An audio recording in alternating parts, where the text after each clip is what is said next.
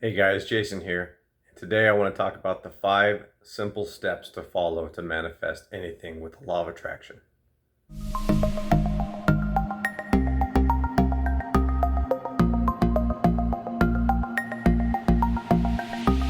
So, the very first step with law of attraction, I'm going to jump right into it today. The very first step is that you have to visualize it.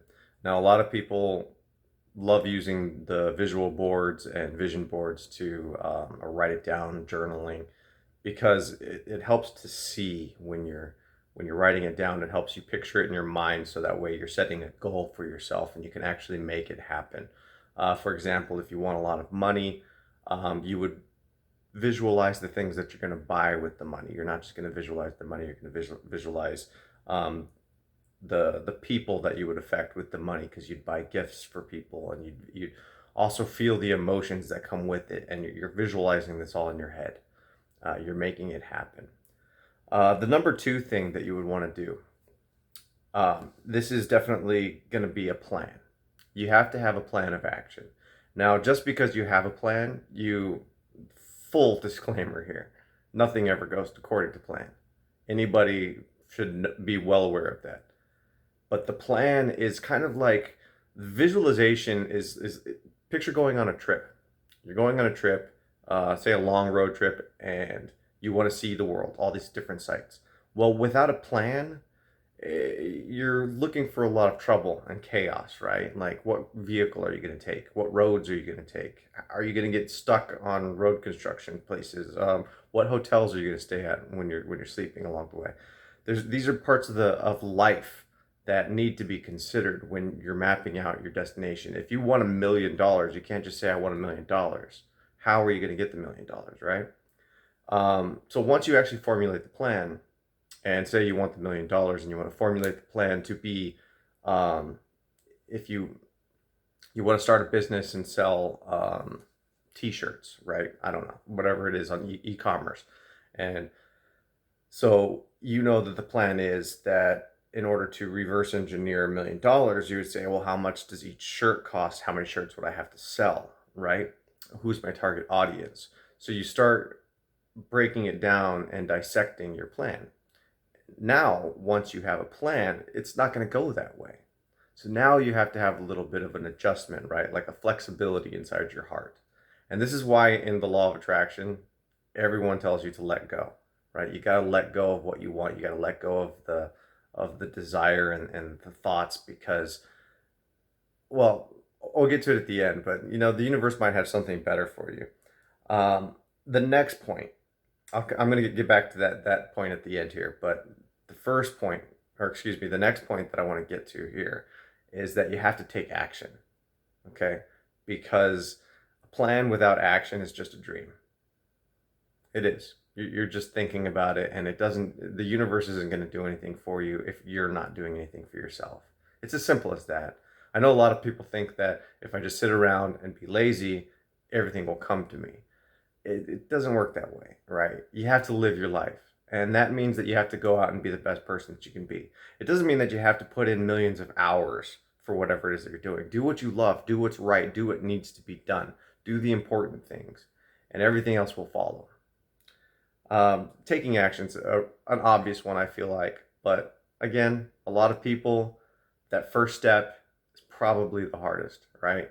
Taking that first leap, that first step to taking action. It's difficult. The first step to every journey is always the hardest. But once you take that first step, it's really easy to start building momentum towards your goals. All right, so to recap, the 3 out of the 5 goals that we've touched so far: visualization, plan of action, and then taking action. Now, this next one is probably the most important one, but it's not important in the terms of, it's hard to explain. The next one's the most important one because it's where you see the results. Okay, and anyone who's ever been an entrepreneur or a business owner, such as myself, knows that this next step is crucial, and it's called adjusting. In business, we call it testing, split testing. This is where we kind of modify our numbers.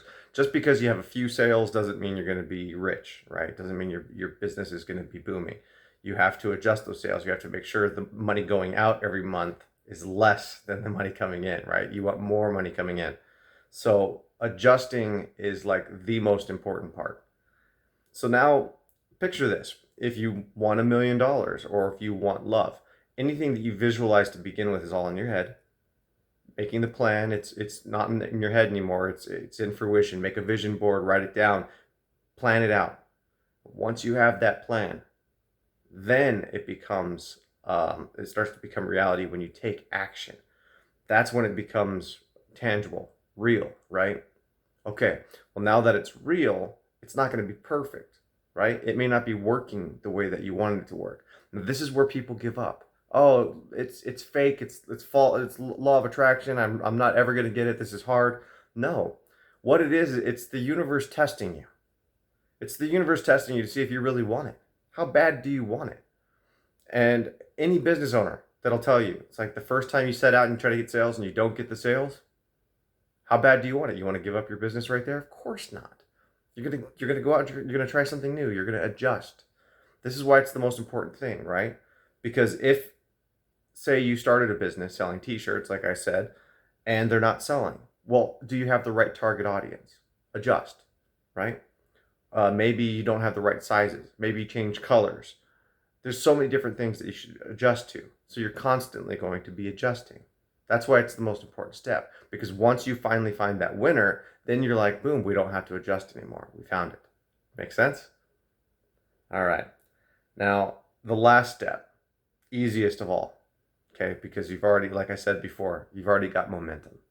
The last step, you just repeat. That's it. Repeat the process, okay? Because nothing's ever going to last forever. So everything that you visualized, everything that you planned, everything that you took action on, and everything that you adjusted, it's not going to work forever. Even if you find the working principle, it's not going to work forever. So now you can visualize something else. Visualize it differently. Plan differently. Take action differently, right? Or take action the same. Find what works and then redo it, right? But the moral of this story is nothing ever goes according to plan. And the universe is testing you. God is testing you, right? It's like, how bad do you really want this? You can tell me you want it. Do you really want it? I remember my Christmas mornings with my son, and he asked for something for Christmas, and then like 6 months later, he didn't really want it anymore, so he wasn't excited when he got that present, and that's so disappointing as a parent, right? It's like, oh man, I thought he was gonna be so excited about that, and he wasn't because he didn't really want it. But as a parent, we know it's that thing that that kid is talking about all the time, and he starts changing his behavior because he wants it so bad. He starts putting in extra work, and it's that moment as a parent where it's like, you know what? Yeah, he deserves it, right?